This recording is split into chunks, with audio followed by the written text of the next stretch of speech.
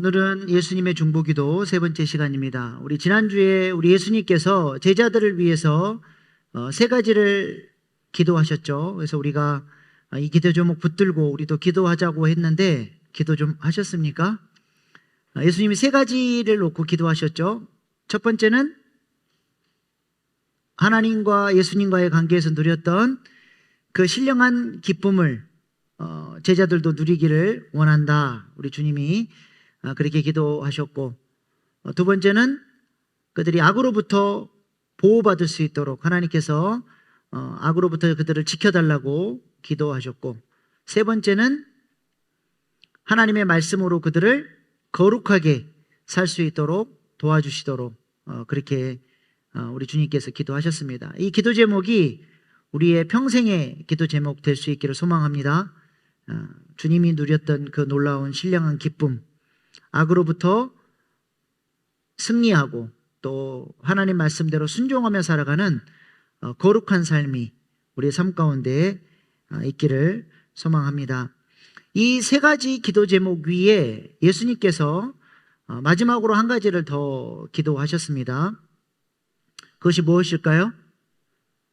오늘 11절 말씀 한번 보시겠습니다. 나는 세상에 더 있지 아니하오나 그들은 세상에 있사옵고 나는 아버지께로 가옵나니 거룩하신 아버지여 내게 주신 아버지의 이름으로 그들을 보존하사 우리와 같이 그들도 하나가 되게 하옵소서. 또 21절 23절 같이 읽겠습니다.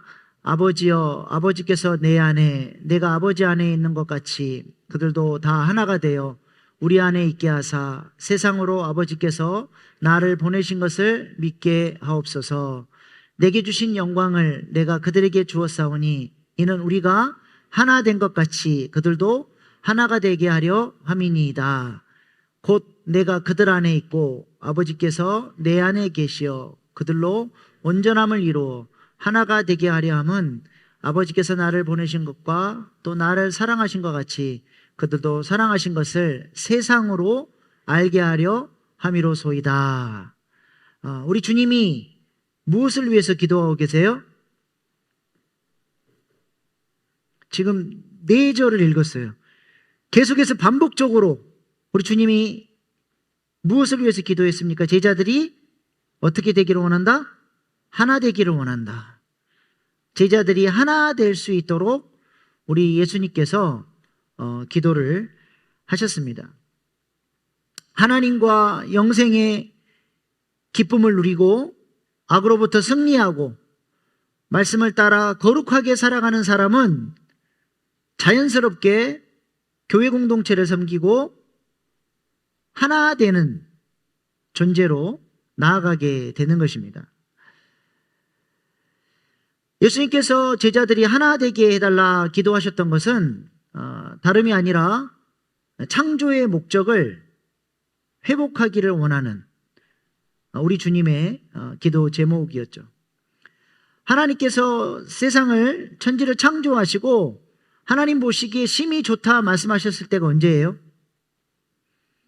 언제 우리 주님이 우리 하나님께서 심히 좋다 말씀하셨습니까? 네, 사람을 만드시고. 또 다른 의견이 있습니까?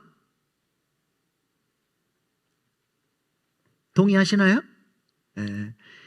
사람을 만들고 보시기에 심히 좋다 말씀하신 것처럼 보이지만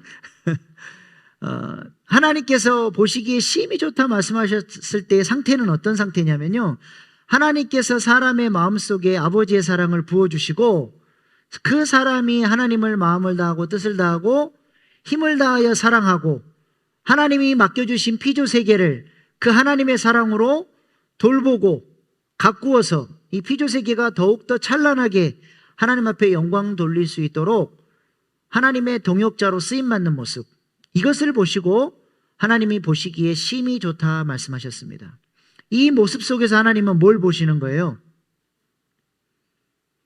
당신의 모습을 보는 겁니다. 하나님의 형상을, 이 사람이 하나님을 사랑하고 피조세계를 사랑하는 모습 속에서 하나님은 하나님의 형상을 발견하시는 거예요. 여러분, 하나님께 어떻게 영광을 돌리십니까? 하나님은 언제 영광 받으시죠? 하나님은 스스로 이미 영광스러운 분이세요. 우리가 뭐 더 영광을 돌린다고 하나님이 더 영광스러워지고, 우리가 영광을 안 돌린다고 하나님의 영광이 떨어지고 그러지 않습니다. 하나님을 영광스럽게 할 수 있는 존재는 이 땅에 아무도 없어요. 하나님은 스스로 영광을 받으세요. 성부, 성자, 성령 하나님이 서로가 서로에게 영광을 돌리시면서 삼위일체 하나님이 스스로 영광을 받으시고 영광 가운데 계시죠. 하나님이 영광 받으실 수 있는 유일한 방법은 하나님 당신밖에 없는 거예요. 그래서 우리를 통해서 영광 받으실 때는 언제예요? 우리의 모습 속에서 뭐가 보일 때? 하나님 모습이 보일 때. 우리의 모습 속에서 삼위일체 하나님의 모습이 우리에게도 보이는 거예요. 내가 하나님을 사랑하고 이웃을 사랑하는 삼위일체 하나님이 삼각구도를 갖고 있는 것처럼 우리도 하나님 사랑, 이웃 사랑의 삼각구도, 이것을 조금 어려운 말로 관계유비적 하나님의 형상이라 그래요.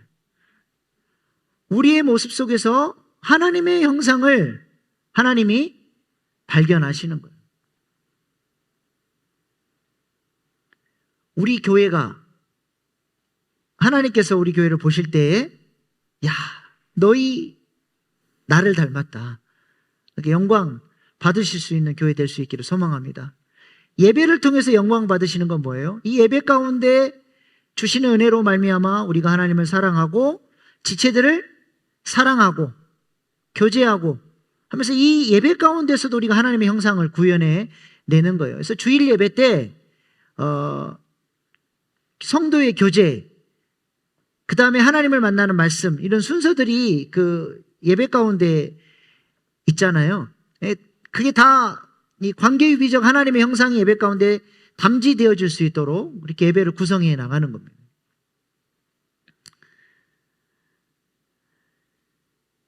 근데 이제 문제는 죄가 들어오면서 이 아름다운 관계, 이것을 하나님 보시기에 심히 좋다 말씀하셨던 그 상태가 바로 샬롬이에요. 샬롬, 평안.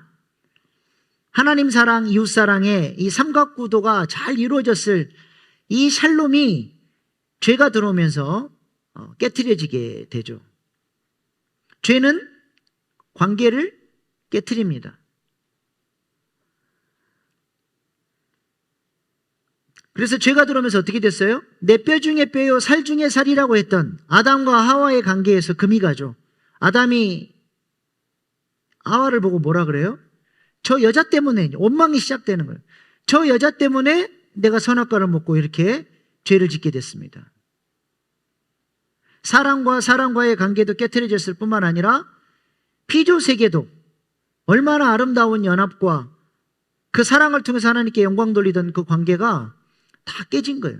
그래서 지금 이 자연 세계는 다 죄로 말미암아 지금 망가져 있는 상태입니다. 원래 우리 주님이 만드셨던 창조 세계는 뭐 사자가 얼룩말 잡아먹고 독사가 사람들 물고 그런 세상이 아니에요.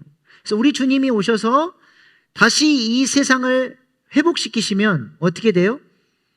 우리 노래에 있잖아요. 사막에 샘이 넘쳐 흐르리라, 사자들이 어린 양과 뛰놀고 독사굴에 손을 넣어도 물지 않는 참사랑과 기쁨의 그 나라가 속히 오리라. 죄가 들어오면서 이 아름다웠던 관계들이 다 깨트려졌다는 겁니다. 아담이 죄를 짓고 그 다음에 가인이 죄를 짓고 나니까 어때요? 형제를, 동생을 미워하고 살인까지 나아가잖아요. 죄는 이 사랑을 깨트리고 자꾸 분리시킵니다. 그래서 이 가인의 후손에서 또 누가 태어나요? 라멕이라고 하는 사람이 태어나는데 라멕은, 가인은 동생을 죽였다면 라멕은 더 많은 사람들을 죽였어요. 그러면서 뭐라 그래요? 하나님께서 가인을 보호하시기 위해서 가인을 해코지하는 사람은 내가 7배로 갚겠다, 하나님이 그렇게 말씀을 하셨거든요. 근데 라멕은 가인에게 7배면 누가 나를 해코지하면 나는 77배로 갚겠다. 이 라멕의 모습 속에서 뭐가 보여요? 엄청난 분노가 보이지 않으세요? 오늘날 라멕과 같은 사람들이 너무 많아요. 그 분노를 막 이기지를 못해요. 얼마 전에 뉴스 보니까 어디 강남 근처에서 누가 펀치로 여자 얼굴 때려가지고 기절하고 난리가 났던데.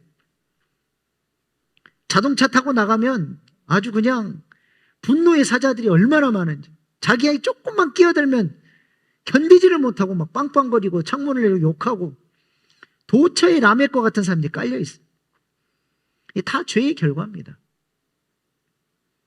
죄가 들어오면서 다 이렇게 깨트려지는 거죠. 그래서 마귀를 뭐라고 불러요? 디아블로라고 하죠. 디아블로. 오늘 우리 목회자들 점심 식사하는데 메뉴에 디아블로라는 메뉴가 있어가지고 제가 그걸 딱 보고는 정호반한테 그랬어요. 메뉴 이름이 너무 마음에 안 드는데요.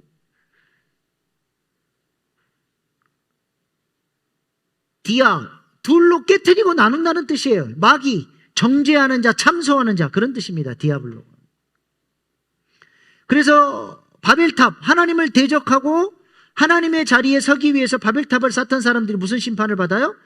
뿔뿔이 다 흩어지잖아요. 다 뿔뿔이 흩어지는. 싸우고 정죄하고 미워하고. 이게 다 마귀의 역사들입니다.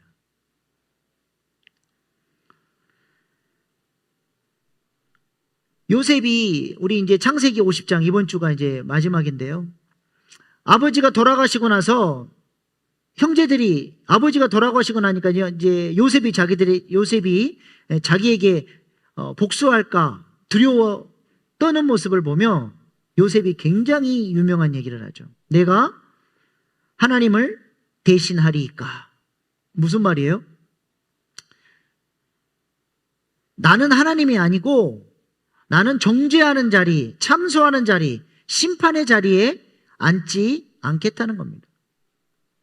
심판하고 정죄하고 판단하고 이게 뭐예요? 하나님의 자리에 서는 거예요. 선악과를 따먹는 거예요. 선과 악의 기준을 나에게로 가져와서 내가 선악간에 판단하고 저 사람은 나쁜 사람, 저 사람은 좋은 사람 전부 다 자기 기준이에요. 나한테 잘해준 사람은 착한 사람, 나한테 못해준 사람은 나쁜 사람.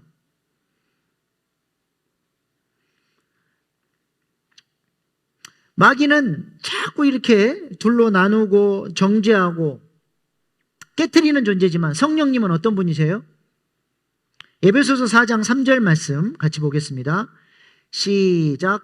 평안에 매는 줄로 성령이 하나 되게 하신 것을 힘써 지키라. 성령님은 평안에 매는 줄로 하나 되게 하시는 영이라는 거예요. 그래서 이번 주일이 성령 강림 주일이거든요. 이제 기쁨의 50일, 우리 부활주일부터 해서 이제 50일을 달려온 거예요. 오순절 성령 강림, 성령의 역사가 있으니까 어떤 역사가 일어났어요?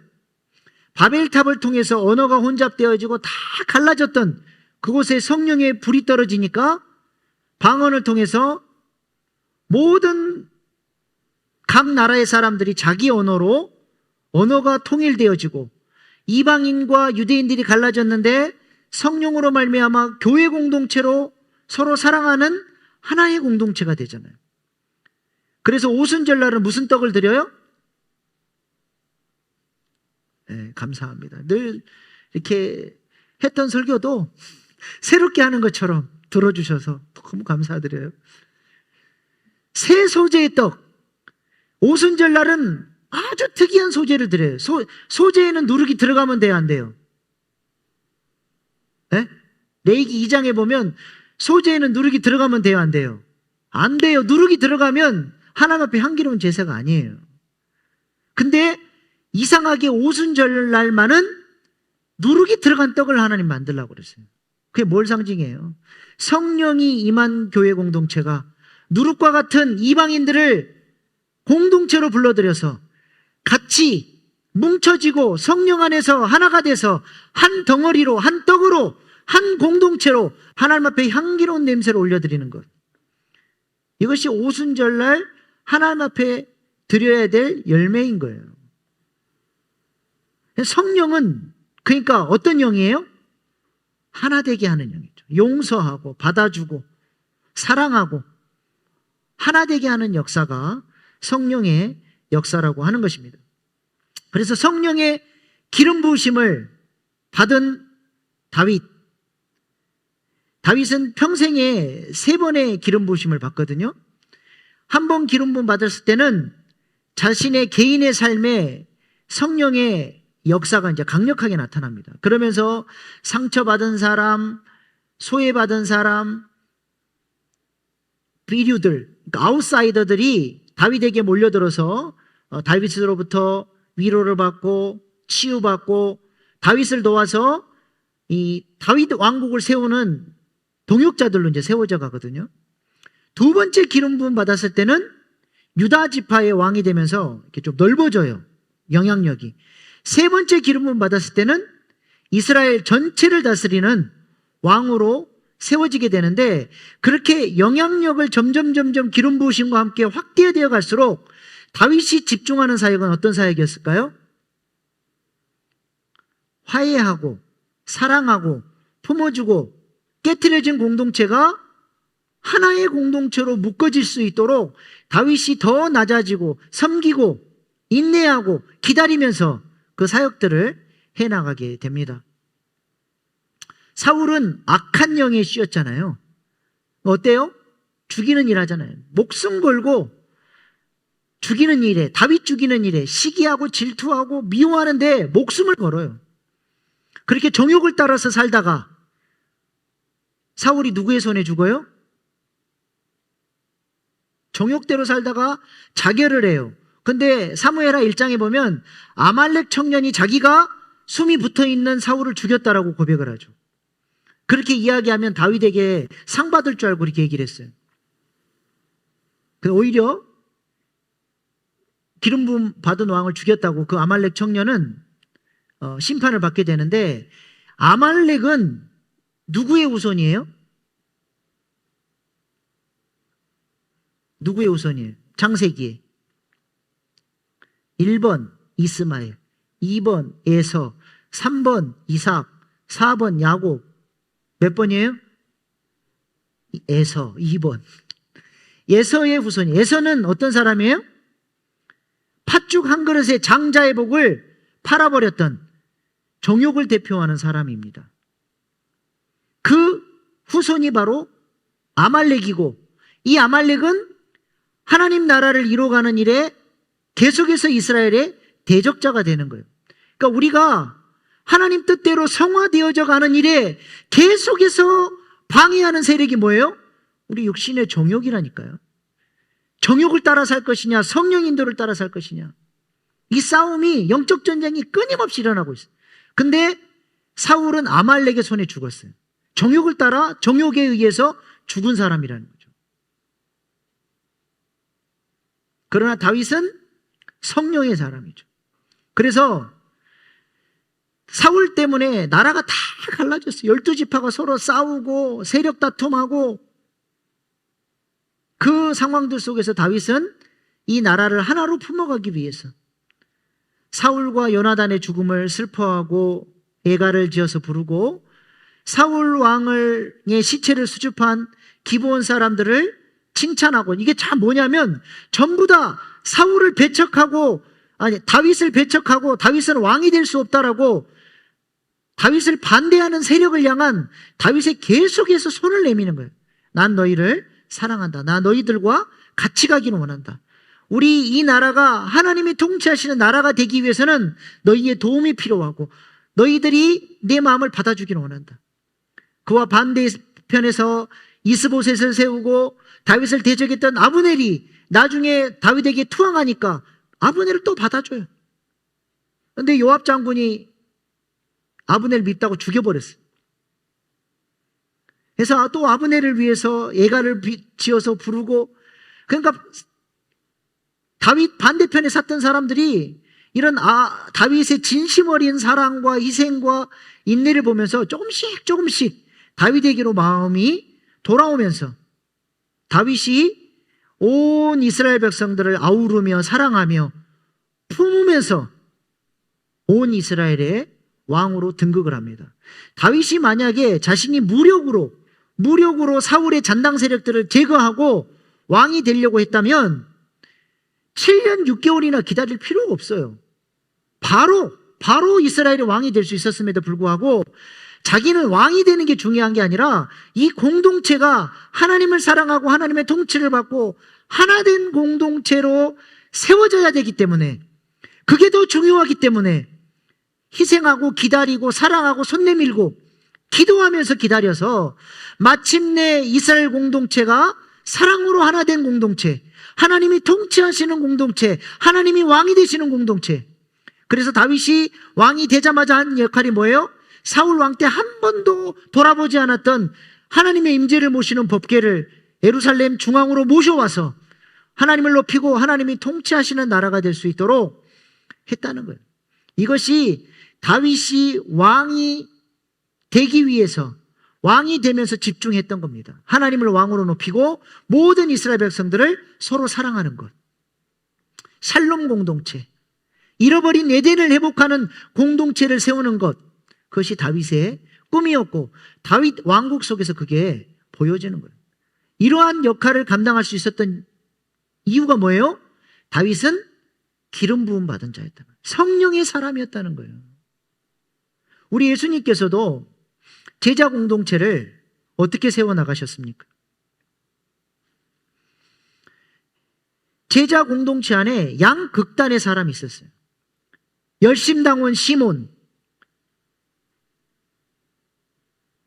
세리마테, 이 사람들은 이데올로기가 극보수, 꼴통보수와 극진보가 같은 공동체 안에서 우리 주님이 너희들의 그 이데올로기 싹 버려버리고 세술은 세 부대에 담아야 된다, 서로 사랑하라, 세 계명을 주시면서 제자들의 발을 닦아주시면서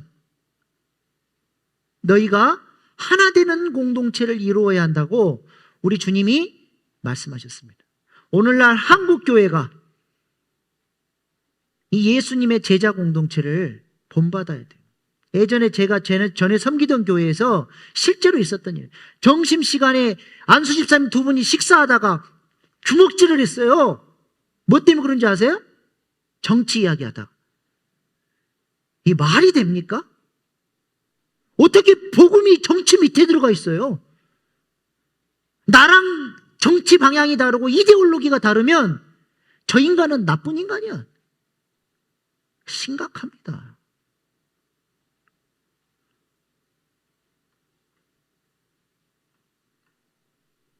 우리 주님이 세술은 세 부대에 담고 양극단의 사람을 같은 공동체에 불러서 서로 사랑하라고 말씀하시는 거예요.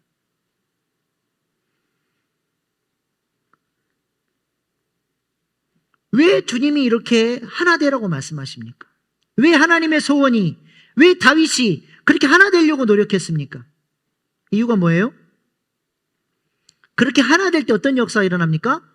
첫 번째로는 그 안에서 하나님의 형상, 관계의 위적 하나님의 형상이 드러나기 때문에, 하나님 사랑, 이웃 사랑이 드러나기 때문에 하나님이 그 공동체를 통해서 영광을 받으시기 때문에 그래요. 두 번째는 그 공동체가 하나 됨으로써 그 공동체 가운데 하나님이 임재하시고 하나님을 보여줄 수 있는 능력 있는 공동체가 되기 때문에 그렇습니다. 요한일서 4장 11절로 12절 말씀 시작.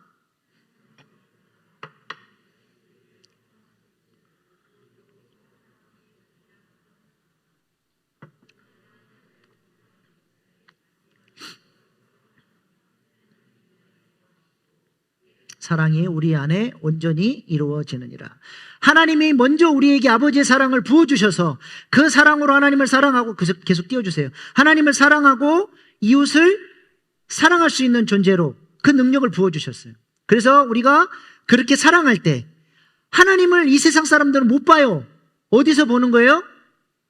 하나님이 부어주신 사랑으로 서로 사랑하는 공동체 가운데 임하시는 하나님을 이 세상 사람들이 볼 수 있기 때문에 그렇습니다. 그래서 오늘 예수님께서 요한복음 17장의 기도의 대상이 자신을 위해서 기도하셨고 제자들을 위해서 기도하셨고 앞으로 제자 공동체를 통해서 제자가 될 사람들을 위해서 기도하셨는데, 왜 제자 공동체의 하나가 되라고 기도하셨어요?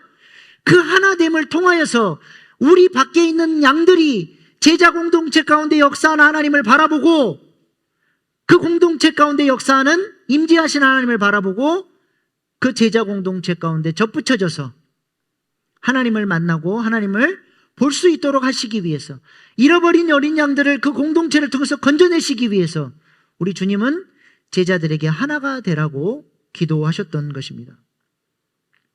마태복음 18장 18절 20절 말씀도 한번 보시겠습니다. 진실로 너희에게 이르노니 무엇이든지 너희가 땅에서 매면 하늘에서 매일 것이요 무엇이든지 땅에서 풀면 하늘에서도 풀리리라. 무슨 말씀이에요?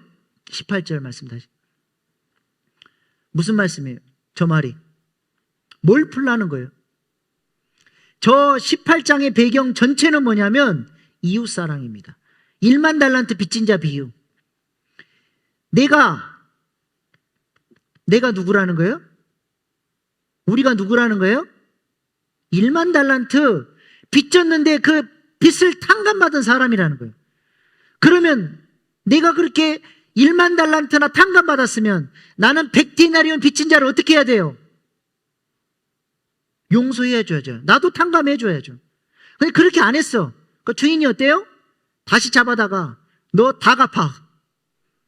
1만 달란트나 탕감받은 은혜를 받은 사람은 마땅히 100디나리온 빚진 자를 용서하고 탕감해 줘야 돼요. 그 용서의 배경 속에서 저 말씀을 하시는 거예요. 이 땅에서 내가 푸는 게 뭐냐? 용서예요.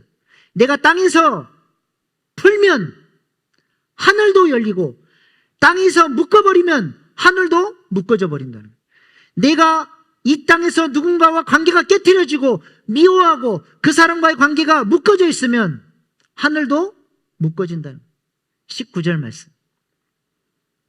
진실로 다시 너희에게 이르노니 너희 종의 두 사람이 땅에서 합심하여 관계가 깨트렸던 사람이 서로 용서함으로써 합심하는 공동체를 이루고 무엇이든지 구하면 하늘에 계신 내 아버지께서 그들을 위하여 이루게 하시리라.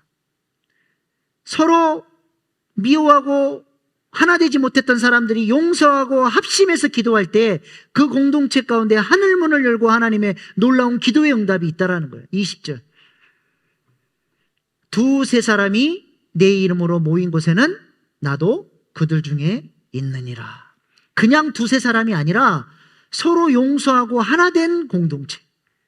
그 하나 된 공동체 가운데 하나님께서 임재하셔서 역사하신다는 겁니다. 이걸 거꾸로 말하면 관계가 깨트려져 있으면 하늘도 묶인다는 거예요. 그래서 마태복음 5장 24절에 우리 주님께서 이렇게 말씀하셨습니다. 예물을 제단 앞에 두고 먼저 가서 형제와 화목하고 그 후에 와서 예물을 드리라. 예물은 뭐예요? 하나님 앞에 향기로운 제사가 예물이에요. 의무제가 아닙니다. 드리지 않으면 내가 죄 때문에 죽는 그런 죄가 아니라 하나님이 너무 좋아서 하나님 사랑해요. 하나님 헌신을 받아주세요. 내가 기쁨으로 하나님 앞에 향기로운 제사를 올려드리는 그 헌신을 드리려다가 형제와 화해할 일이 생각나거든. 요거 내려놓고 먼저 형제와 화해한 다음에 하나님 앞에 향기로운 제사를 드릴 수 있다는 거예요. 형제와도 깨트려져 있는데 하나님과의 관계가 화목할 수 없다는 겁니다. 그러므로 관계가 풀어져야 하늘이 열린다는 것이죠. 이러한 능력을 전도서는 이렇게 말씀합니다. 전도서 4장 11절 12절 시작.